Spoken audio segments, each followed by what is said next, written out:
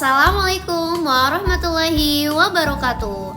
Halo semua, perkenalkan nama saya Septi Renata dengan nomor induk mahasiswa 877825365.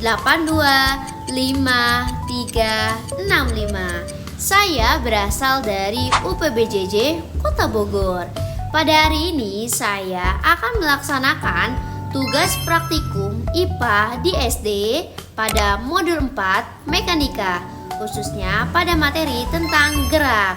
Judulnya tentang gerak lurus beraturan atau GLB atau gerak lurus berubah beraturan atau GLBB. Selamat menyaksikan.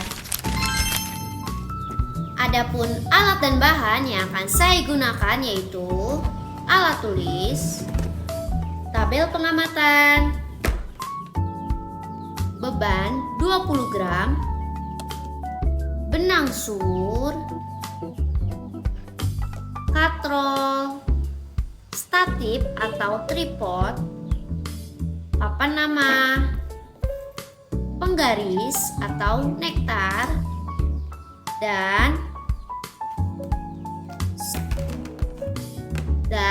stopwatch untuk menghitung.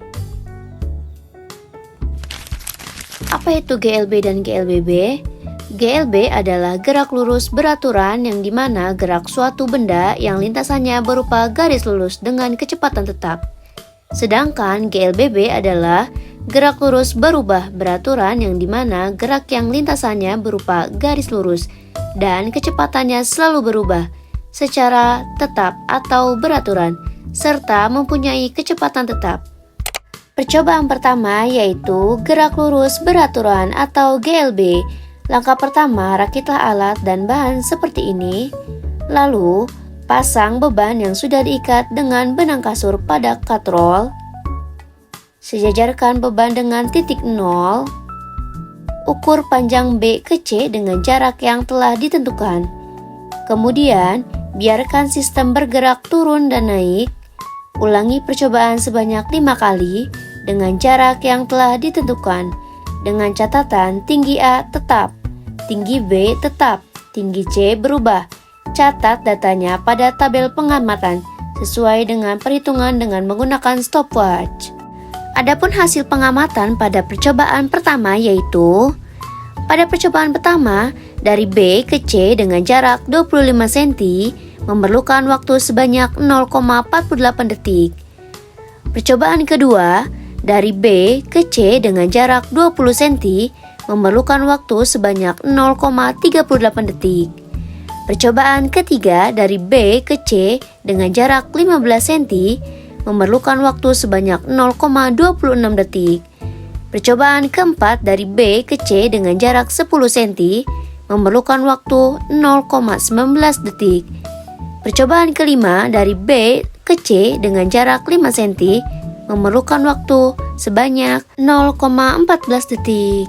Hal tersebut terjadi karena waktu semakin kecil saat jarak diperkecil karena benda bergerak dengan kecepatan hampir konsisten pada lintasan B ke C. Semakin pendek jarak yang ditempuh, maka semakin sedikit waktu yang diperlukan untuk menempuhnya. Percobaan kedua yaitu GLBB atau gerak lurus berubah beraturan. Langkah pertama, rakitlah alat dan beban seperti ini. Lalu pasang beban yang sudah diikat dengan benang kasur pada katrol. Sejajarkan beban dengan titik A atau 0.